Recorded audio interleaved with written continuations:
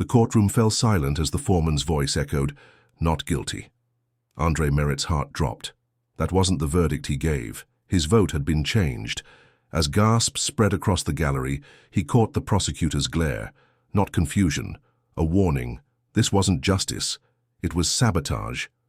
What was supposed to be Andre's civic duty had turned into something far more dangerous. And in that moment, sitting in a room where truth was supposed to matter, he realized his silence had already been stolen. But what would happen if he spoke now? Before we begin the story, let us know in the comments where you're watching from. And if you believe justice should never be forged behind closed doors, hit like and subscribe. Because tomorrow's episode uncovers what happens when one man decides not to play along. Andre Merritt hadn't planned to be a juror that week. He had filed for an exemption twice, citing his mother's declining health and his own unstable work schedule, but both were denied. When the notice came a third time, he gave in. He never expected to be selected for a criminal trial, let alone the highest-profile case in Hamilton County that year. A white police officer named Gary Fenwick stood accused of shooting an unarmed black teenager, Malik James, in the back during a traffic stop. Body cam footage was conveniently blurred. Eyewitnesses recanted. The only real piece of evidence was the medical report and one shaky phone video from a neighbor who caught the aftermath, but not the moment the shot was fired. From day one, the courtroom felt wrong. The judge's jokes fell flat. The defense attorney smirked like he knew the ending. And Fenwick sat there with his arms crossed, never once showing remorse. The jury was a mix: 6 white men, 3 white. Women, 1 Latina woman, 1 black woman, and Andre, the only black man. As deliberations began, Andre spoke clearly. "I think it's murder."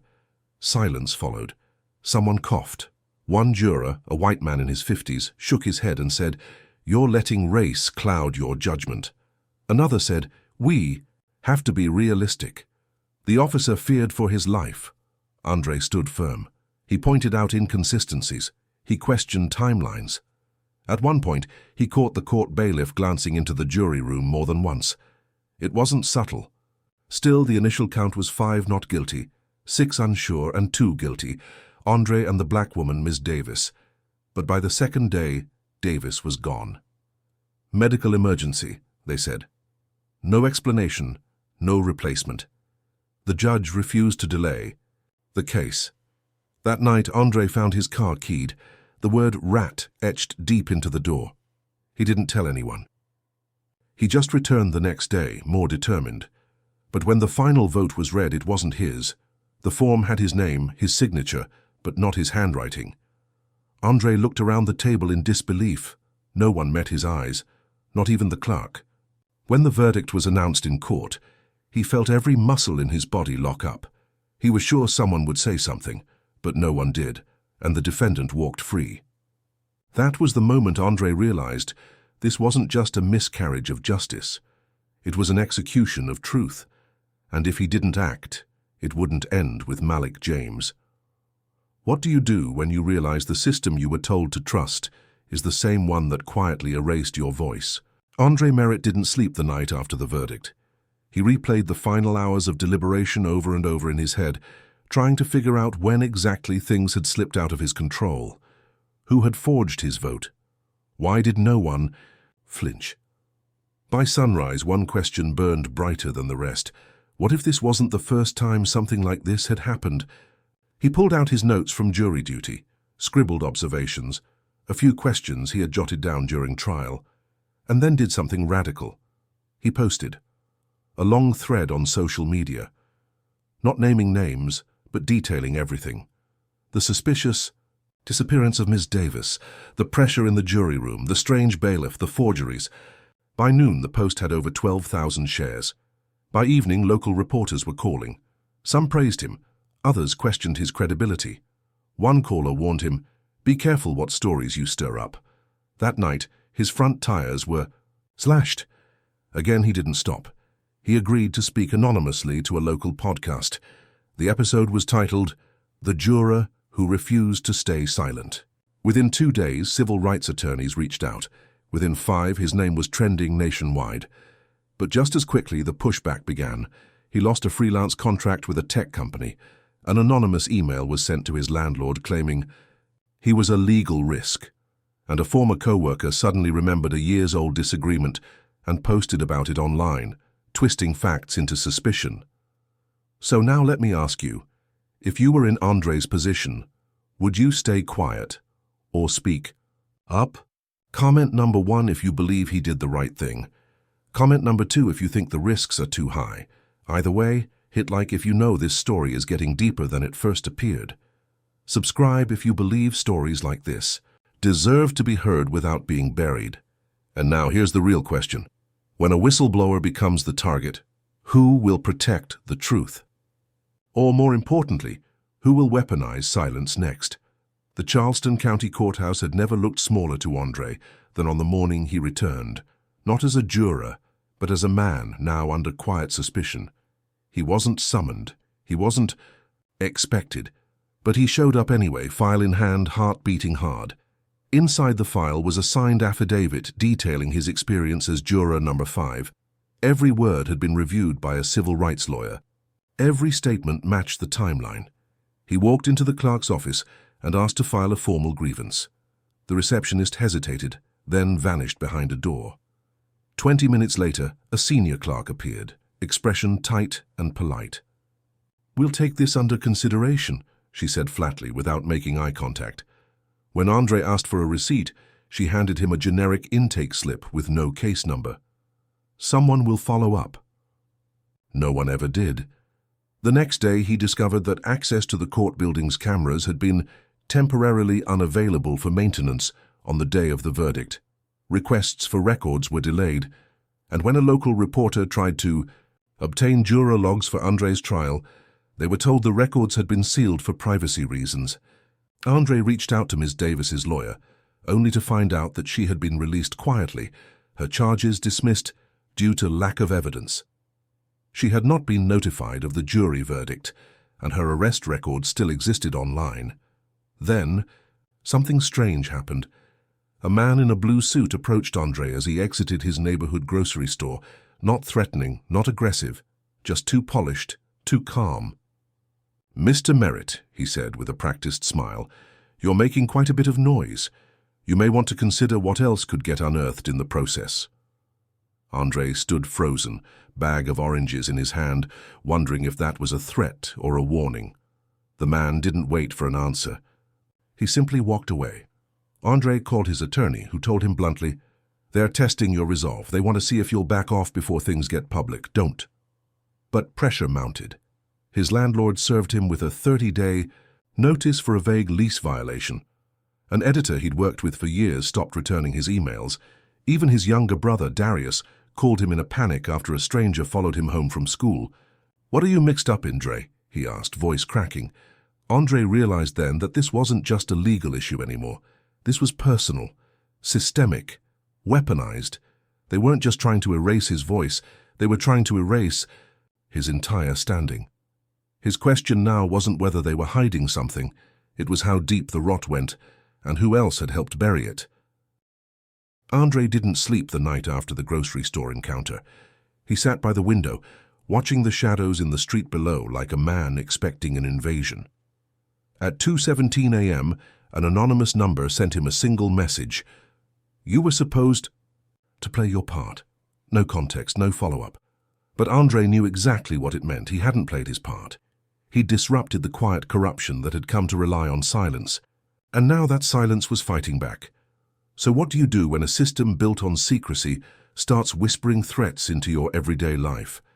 Do you retreat into safety or lean into the storm? Comment number 1 if you believe Andre was right to speak up, even when everything around him warned him not to. Like this video if you believe silence is never neutral. And subscribe if you want to follow every twist in this fight for truth, because the next chapter isn't just about Andre anymore. It's about who else has blood on their hands. What Andre didn't yet know was that someone had already started covering tracks inside the courthouse. A junior clerk named Myra, just 27 and new to Charleston, stumbled across a deletion log in the courthouse database. 4 files had been altered the day after the verdict, 3 related to jury deliberations, and 1, strangely, tied to a security badge entry system. She flagged it. She emailed her supervisor. She got no response, but 2 days later, she received a warning from an unmarked envelope at her apartment door. Inside was a copy of her job application, with one line highlighted in red. Previously arrested for campus protest 2016. It was supposed to be sealed, expunged. Someone had pulled it and was letting her know, "We see you." The rot wasn't just legal. It was cultural, embedded in old names and quiet deals. Andre was just one voice, but the pressure he was under revealed a truth deeper than any one courtroom could contain. Why was a simple juror seen as such a threat? Why was a verdict so tightly controlled? And who, behind all these whispers, was holding the puppet strings? Could the truth survive in a place that punished those who told it? Or would Andre's defiance spark a chain reaction that the system wasn't ready for? You tell me. What happens when the people who are supposed to guard justice become its gatekeepers instead? And more importantly, what would you do if your silence was safer, but your truth could shake the city? Andre's next step wasn't loud. It wasn't dramatic. It was precise. He returned to the courthouse not with protest signs or media cameras, but with a subpoena request. His attorney had helped him file it through a federal civil liberties group. The target, jury room audio records and badge access logs for April 14th, the day of the verdict. Most courts don't record jury deliberations, but Charleston's courthouse had recently installed security updates that included ambient motion-activated microphones in deliberation wings for emergency oversight. The public wasn't supposed to know that. Andre did. The request forced the court to respond officially. It couldn't ignore him anymore. Within 3 days, he was notified that the files were missing due to a hardware failure, but attached to the notice was a small oversight, a name. A technician, Michael Ferris, had signed the maintenance report. Andre tracked him down in a low-lit bar outside Somerville, where Ferris nursed whiskey like it was confession. Ferris didn't deny it. He looked around, whispered fast, voice trembling. "They told me it was corrupted. Said the system glitched. But when I ran diagnostics, I found a deletion log, manual override, admin access. Someone wiped it. On purpose. I was told not to say a word, threatened with termination if I brought it up." Andre asked him who had signed the override. Ferris hesitated. It wasn't signed by name, just a code, C17. Andre had heard that before. C17 was a designation that had shown up in internal memos from his attorney's previous case against the city, a case that mysteriously vanished before trial. It referred to a classified protocol used by a private legal audit consultant, hired by the city to sanitize court data flagged as sensitive. The firm's name? Thornbridge Review Associates. Their address? Atlanta, Georgia. Their contracts? Untraceable, protected under a limited liability shell. Andre felt the ground shift beneath his feet. This wasn't just about a verdict. This was about a structure built to self-clean, data deleted, records scrubbed, jurors manipulated, witnesses silenced, and it had worked until now. What haunted Andre most, though, wasn't the shadow network. It was a single detail Ferris let slip as he stood to leave. "You're not the first to ask about the tapes," Ferris had whispered. 3 years ago, another juror tried to speak out. Her name was Darlene Morris. Her case never went public, but she disappeared from Charleston 6 months later. Word was she lost everything, job, housing, family gone. Andre walked home that night, carrying a fear he hadn't felt before. Not the fear of being punished, but the fear of being forgotten. He now knew the cost of refusing to play along wasn't just professional isolation or anonymous threats. It was erasure. And if he kept going, the system would not try to defeat him in public. It would try to delete him in private.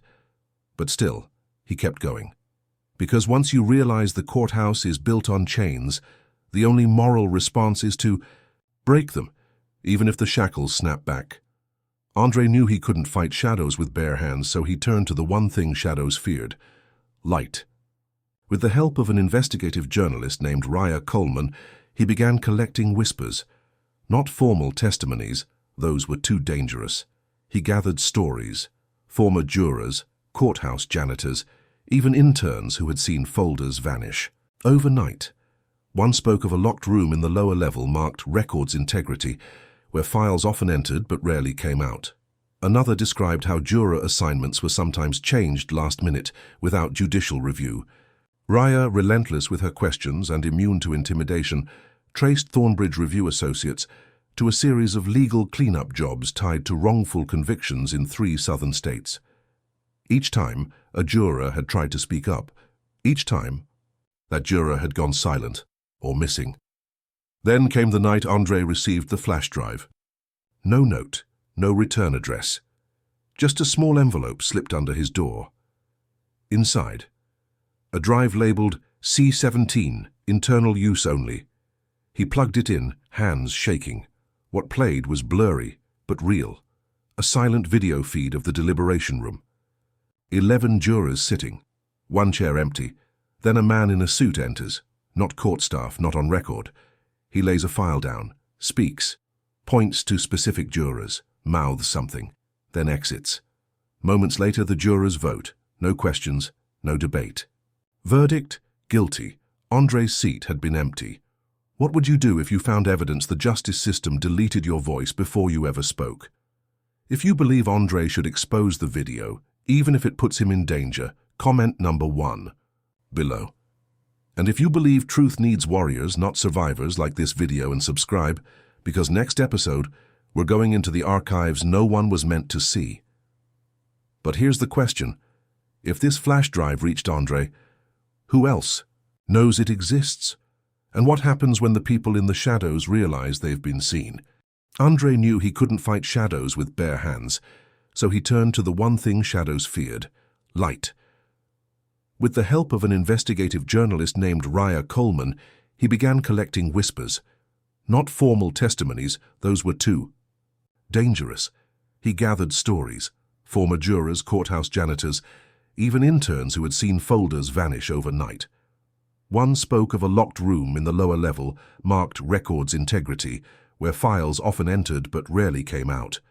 Another described how juror assignments were sometimes changed last minute without judicial review. Raya, relentless with her questions and immune to intimidation, traced Thornbridge Review Associates to a series of legal cleanup jobs tied to wrongful convictions in 3 southern states. Each time, a juror had tried to speak up. Each time, that juror had gone silent or missing. Then came the night Andre received the flash drive. No note, no return address. Just a small envelope slipped under his door. Inside, a drive labeled C17, internal use only. He plugged it in, hands shaking. What played was blurry but real. A silent video feed of the deliberation room. 11 jurors sitting, 1 chair empty. Then a man in a suit enters, not court staff, not on record. He lays a file down, speaks, points to specific jurors, mouths something, then exits.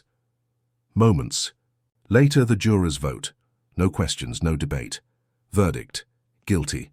Andre's seat had been empty. What would you do if you found evidence the justice system deleted your voice before you ever spoke?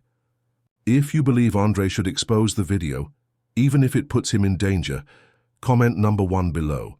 And if you believe truth needs warriors, not survivors, like this video and subscribe, because next episode, we're going into the archives. No one was meant to see. But here's the question. If this flash drive reached Andre, who else knows it exists? And what happens when the people in the shadows realize they've been seen? The flash drive didn't just rattle Andre, it detonated something deep.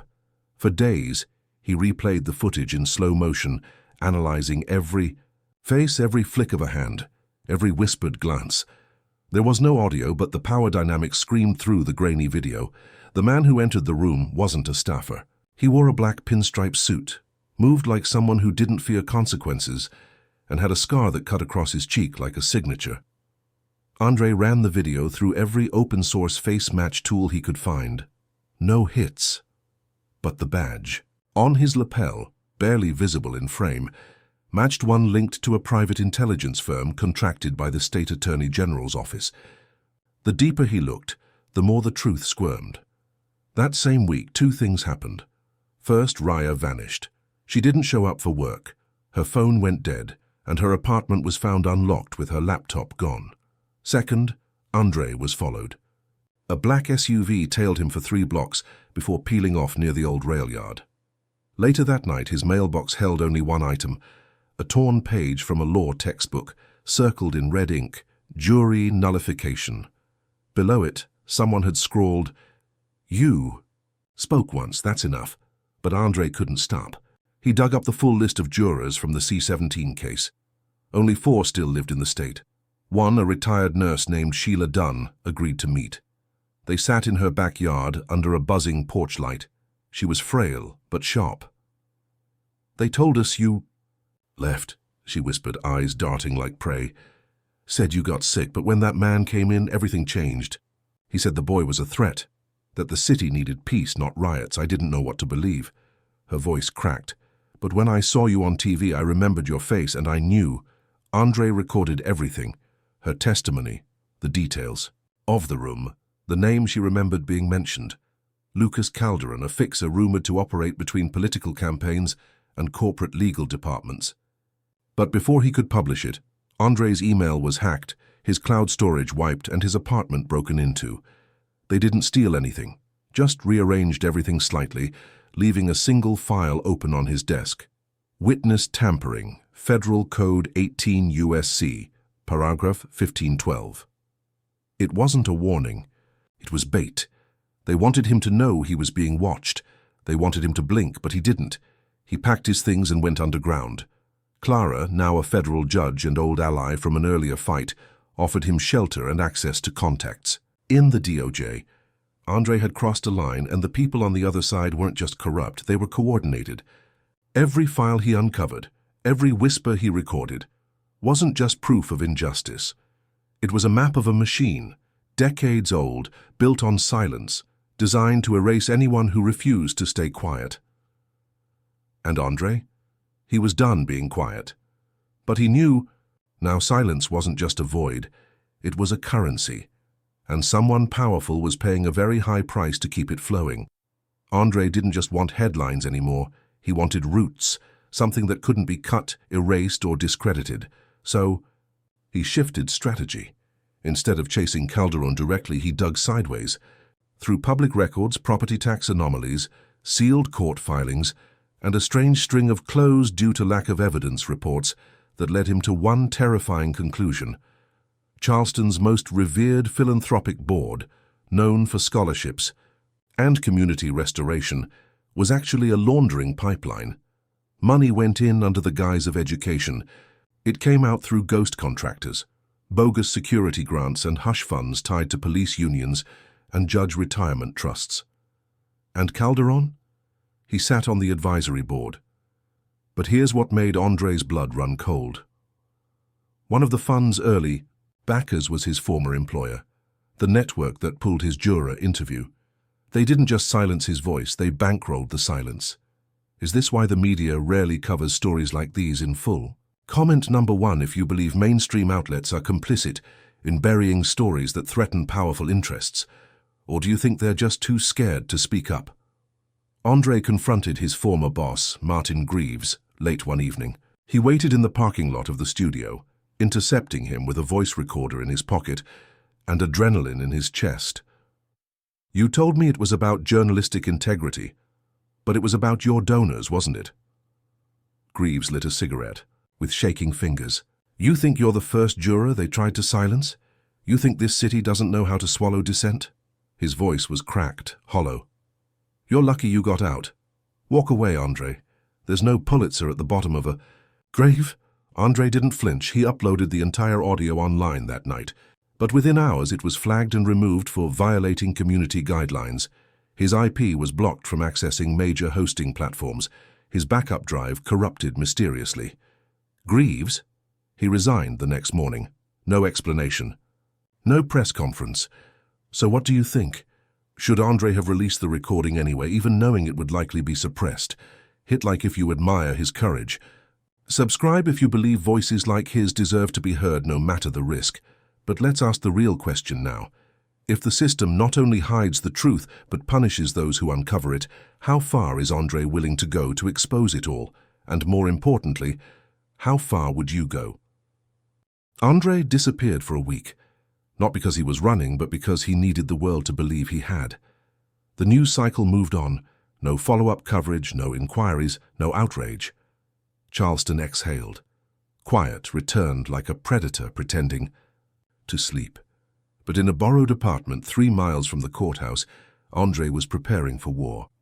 He had spent every hour of that silence compiling a new kind of weapon, a decentralized drop of encrypted files, set to release automatically if he failed to check in every 48 hours. Names, payments, contracts, meeting notes, each thread connected by a single concept: juror manipulation. He mapped out the cases with discrepancies across the state, drawing invisible lines between a handful of courtrooms, prosecutors, and confidential settlements. Patterns emerged, and in every pattern one name repeated: Judge Orlan Whitford, a man hailed as a moderate voice of reason, but whose rulings consistently favored law enforcement, even in cases with irrefutable misconduct. When Andre matched Whitford's courtroom, assignments to Calderon's movements, something clicked. Whitford wasn't just complicit, he was central. On a rainy Tuesday, Andre broke into the downtown archives using an old press ID and a stolen maintenance badge. He found what he needed buried inside an unlabeled banker's box, a draft affidavit from a junior court clerk who had attempted to blow the whistle 2 years ago. She claimed jury members were being pre-screened by unknown parties before being assigned to sensitive trials. The affidavit was never filed. The clerk was later terminated for insubordination and relocated out of state. Andre copied the document, scanned the original, and placed it back exactly where he found it. This wasn't about theft. It was about documentation, about proof. But as he stepped outside into the alley, 2 men in dark raincoats were waiting. They didn't draw guns. They didn't shout. They simply stepped forward, shoulder to shoulder, blocking his path. "We'd like you to come with us, Mr. Evans," one said. No badge, no ID, no tone of courtesy. Andre didn't run. He knew better. He handed over his bag without resistance. But before they took it, he pressed a tiny button. On the zipper, a backup beacon linked to Clara May's office. She'd know something was wrong. They drove him in silence to an underground garage beneath an abandoned federal building. Inside, the concrete walls were slick with condensation. The lights buzzed like dying insects. They sat him at a metal table, no handcuffs, just stairs. "You're making noise," the older man said. "And noise disrupts trust in institutions. That's dangerous." Andre's voice was low. "So is truth." The man leaned forward. "What do you think happens when people stop believing in the system? They burn it down. And that fire doesn't stop at courthouses. It touches homes, schools, black neighborhoods first, always." Andre didn't blink. "You're not afraid of fire. You're afraid of light." For a long moment, no one moved. Then, without another word, they stood, took his files, and left him there, alone with a camera blinking in the corner. An hour later, he was dropped on the side of a service road, his bag returned, files intact. But a note was folded inside. "Next time, we won't bring you back." Andre walked the 2 miles back into the city under the drizzle, soaked through, teeth clenched, mind sharper than ever. They hadn't killed him. That was their mistake. They still believed he could be scared into silence. But Andre wasn't planning to speak anymore. He was planning to make them scream. How many warnings does it take before a man decides silence is no longer survival, but surrender? How many veiled threats? How many near misses? How many anonymous shadows breathing down your neck until you realize, if you don't strike back, they'll erase you altogether? Andre had crossed that threshold. He didn't care if they were watching. In fact, he wanted them to. That very night, he made a public move that could not be ignored. He walked straight into a live panel discussion at the Charleston Civil Justice Forum, disguised as a student blogger with press credentials. The topic: restoring public trust in the legal system. The panelists: ADA Mikhail Calderon, Judge Orlan Whitford, and Police Chief Dana Rousseau. When the moderator opened the floor for audience questions, Andre stood, calmly, confidently. and asked if a sitting judge knowingly allows pre-screened jurors to be selected based on their silence and predictability, does that make him a facilitator of justice or a conspirator in oppression? The room froze. Whitford's pen slipped. Calderon's jaw clenched. Rousseau narrowed her eyes. "Who are you with?" the moderator stammered. Andre smiled, pulled out a thumb drive and said, "I'm with the truth. And this drive contains 10 years of sealed complaints, transcript alterations, and anonymous statements your offices refuse to investigate." Security moved toward him, but he held up his phone. "This stream is live, and this room is full of press. If you drag me out, you better drag them out too." Murmurs swelled. A dozen hands raised phones to record. The panel dissolved in chaos. Calderon stormed off stage. Whitford followed, but not before locking eyes with Andre, mouthing something only he could see. "You've gone too far." But Andre knew he hadn't gone far enough. Not yet. "Let me ask you something. Should Andre have waited until he had full legal protection before going public? Or did exposing the system live with no safety net take the kind of courage our world desperately needs? Comment number 1 if you believe Andre did the right thing, like if you think justice starts when silence ends.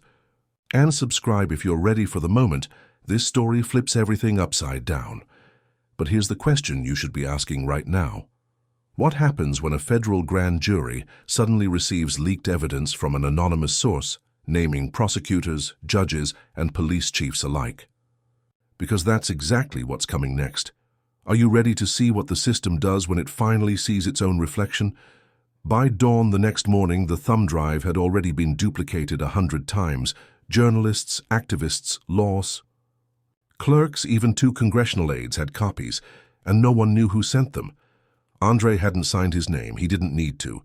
The documents spoke for themselves. Case logs cross-referenced with dismissed complaints. Surveillance photos of closed-door meetings. A spreadsheet linking defense plea deals with a pattern of biased jury selection. At the center of it all, a list of 27 names: judges, prosecutors, detectives, clerks, some long retired, others still sitting in positions of power. It was more than a leak. It was a detonation. The first to fall was Chief Dana Rousseau. By noon, the mayor's office announced her immediate resignation, citing personal health matters. By evening, Whitford's court calendar was mysteriously cleared for the next 60 days. Behind closed doors, political fires were being smothered before they spread. But it was too late. The flames had already caught wind. The Justice Department issued a statement within 24 hours, confirming a federal task force would begin reviewing the integrity of trials associated with alleged juror tampering and prosecutorial misconduct. Whispers turned to phone calls turned to subpoenas. Calderon's office went on lockdown. Staff were told not to delete a single file. Several didn't show up the next day. Andre, meanwhile, wasn't hiding. He walked into the courthouse on Friday morning, head held high, carrying a binder that had become infamous. The same security guards who used to wave him through now avoided his gaze. He entered courtroom 6, his courtroom, the one where everything began. But he didn't sit in the jury box. He sat in the gallery, second row, alone. Moments later, a familiar figure entered. Clara May. She hadn't spoken publicly in weeks. But today she made a choice. She walked down the aisle, stopped beside Andre and sat. No words, just a nod. Her silent alliance. The room filled slowly. Attorneys, reporters, former defendants whose cases had been flagged for review, and one by one, jurors. Not just black, not just poor, but all people who had been called to serve, then discarded when they didn't fit the mold. They weren't angry, they were ready. Because justice wasn't coming from the bench anymore. It was coming from the seats no one paid attention to, from the voices they'd tried to mute, from the people who were never supposed to speak. But what happens when the voiceless finally stand? What happens when the jury, once dismissed, becomes the judge? It started with a murmur, then a motion, then a movement. 3 days after the documents went public, a class action suit was filed on behalf of 38 defendants whose trials had been linked to racially engineered juror exclusion. The plaintiffs weren't just seeking retrials, they were demanding systemic accountability. And leading the case, Andre Thomas, not as a lawyer, not as a witness, but as a public plaintiff, the face of the people who'd sat silently for too long. The courtroom was packed, not with observers but with participants, former jurors, wrongly convicted citizens, journalists, law students. A single protest sign leaned against the back wall. Silence is complicity. He spoke. When Andre took the stand, the room didn't breathe. He didn't bring notes, he brought memory. He spoke not as a victim, but as a mirror held to the system. "I was chosen to sit on a jury that was never meant to judge," he said. "We were picked to watch, to nod, to validate, but not to question." His voice didn't rise. It didn't need to. They didn't just silence me, they silenced justice itself. But then came the twist no one expected. Judge Orlin Whitford, pressured by public outcry, surrounded by federal scrutiny, resigned mid-trial.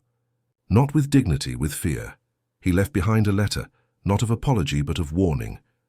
"There are more like me," it read, "and some are higher than you think. What do you do when the rot admits it's only the beginning? When the house of justice has termites in the foundation, not just cracks in the wall?" Comment number 1 if you believe Andre should now push for full federal reform, not just courtroom change. Like this story if you believe jurors should never again be picked for their silence. And subscribe if you're ready for the next chapter. Because this one isn't over. And now I ask you, what happens when someone even higher up, someone Andre never expected, reaches out with a cryptic message? You think you've won. But I wrote the rules. Who is pulling the strings behind the curtain? And what will Andre do when the next threat just comes from inside his own family? You don't want to miss what's coming next. And so the system didn't fall in a single moment.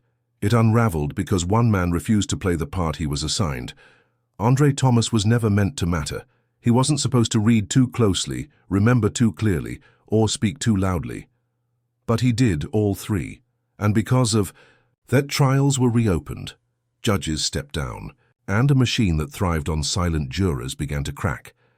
But the question now isn't what Andre did, it's what happens next. What would you do if the very people who taught you to believe in the law turned out to be rewriting it behind closed doors? What if your own family had secrets tied to the system you're trying to dismantle? Comment number 1 if you believe silence has never been an option. Like this video if you think courage starts in the places we least expect. Subscribe to follow Andre's next move, because this story isn't just his. And share this with someone who needs to know that justice, even when buried, is never gone. Thank you for being here, for thinking deeper, and for standing with truth. Until next time, stay awake, stay brave, and remember, one voice can echo through generations.